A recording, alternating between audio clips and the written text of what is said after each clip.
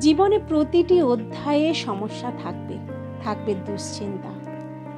এই পৃথিবীতে এমন কোনো মানুষ নেই যার জীবনে কোনো সমস্যা নেই। আমরা প্রত্যেকেই আমাদের নিজস্ব লড়াইয়ে প্রতিনিয়ত ব্যস্ত। কিন্তু জীবনের সবচেয়ে বড় সত্য হলো, এই লড়াই আমাদের আরও শক্তিশালী করে। মানুষের অন্তরে যত নেতিবাচক প্রবণতা রয়েছে, তা জয় করার জন্য প্রতিনিয়ত নিজেকে গড়ে তুলতে হয়।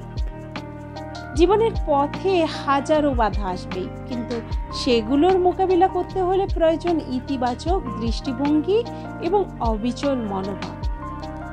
যারা হতাশার মাঝেও আশা খুঁজে পায়, যারা নিজেদের দুর্বলতাকে শক্তিতে পরিণত করতে জানে, তারাই জীবনের প্রতিটি চ্যালেঞ্জের মুখোমুখি হতে পারে।